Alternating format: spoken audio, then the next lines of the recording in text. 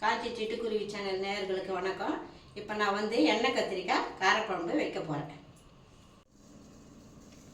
எண்ணெய் கத்திரிக்காய்க்கு தேவையான பொருட்கள், கத்திரிக்காய் நல்லா இது மாதிரி சொத்தெல்லாம் பார்த்து, இங்கே பாருங்கள், இந்த மாதிரி சொத்தெல்லாம் பார்த்து கட் பண்ணி நாலாக கட் பண்ணி காம்பு விட்டு நாலாக கட் பண்ணி வச்சுக்கணும்.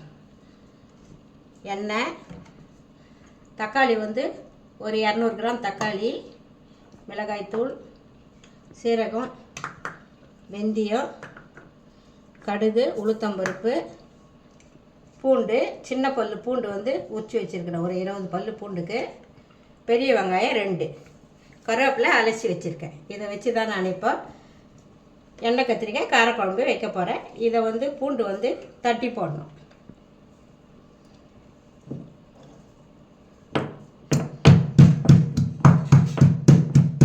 பாருங்கள், கடாயை கேஸில் வைக்கிறேன்.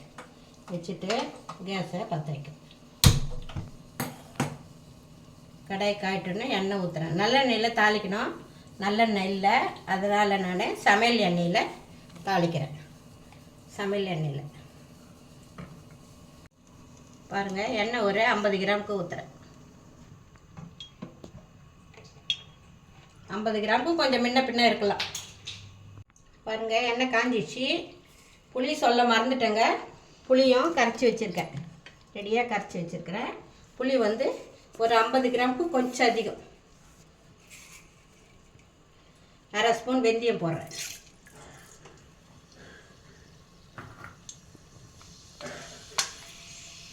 வெந்தயம் போட்டு கடுகு, உளுத்தம்பருப்பு ஒரு அரை ஸ்பூனுக்கு கொஞ்சம் அதிகமாக,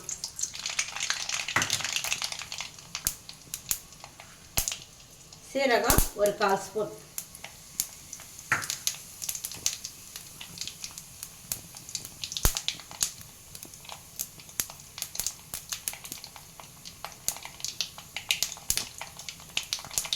பாருங்க கடுகு பொரிஞ்சிச்சு. இப்போ பூண்டும் வெங்காயமும் போடுறேன்.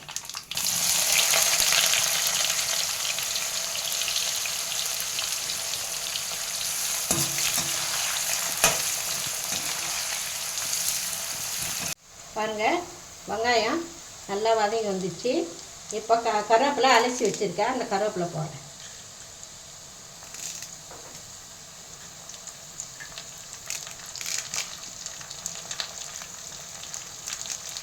நான் எப்பவுமே கருவேப்பிலை கொஞ்சம் அதிகமாக தான் போடுவேன்.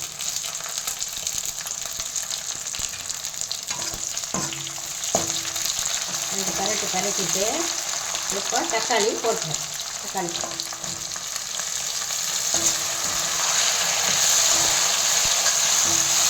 தக்காளி போட்டுட்டு சிம்மில் வச்சிடலாம்.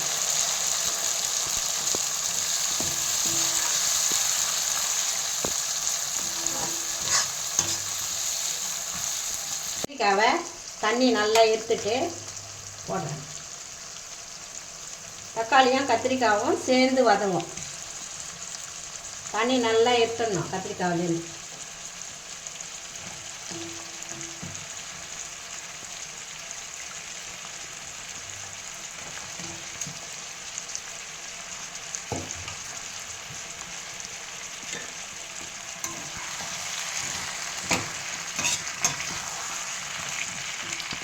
சக்தி கொஞ்சம் அதிகமாக வச்சுக்கணும்.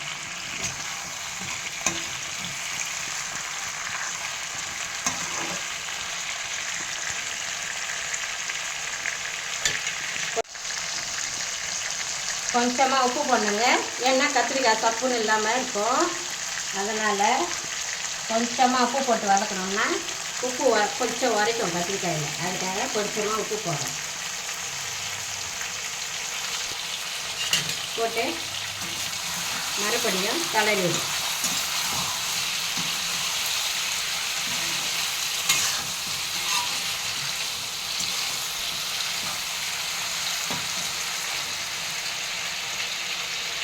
தக்காளி அப்படியே கலந்து வதங்கி வந்துடும் கத்திரிக்காய் கூடவே. அதனால் சிம்மில் வச்சு ஒரு தட்டு போட்டு மூடிடுறேங்க. பாருங்கள், எப்படி மூடிடுறேன். பாருங்கள், நல்லா வதங்கி வந்துடுச்சு. எண்ணெயிலேயே வதங்கி வந்துச்சு பாருங்கள். தக்காளியும் கத்திரிக்காயும். இப்போ வந்து மிளகாய்த்தூள் போடலாம்.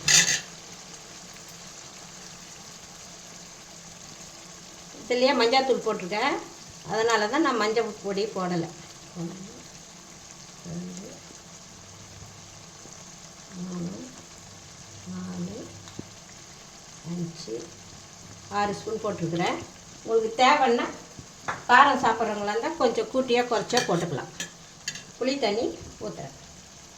புளி தண்ணி 50 கிராம், சும்மா கொஞ்சம் தான் அதிகம். இப்போ தீ வச்சேன்.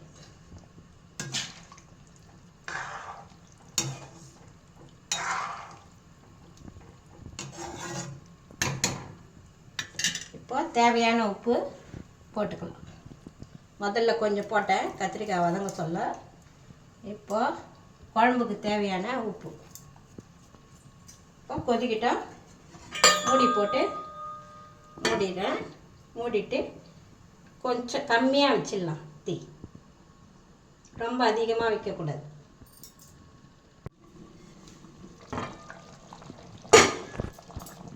பாருங்கள், நல்லா கொச்சி வெந்து வருது காய்.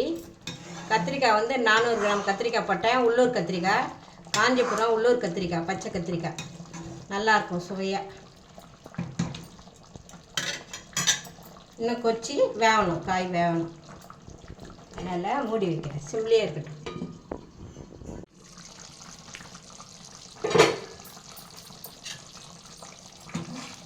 பாருங்கள், கொச்சி நல்லா காயெல்லாம் வெந்து வந்துடுச்சு.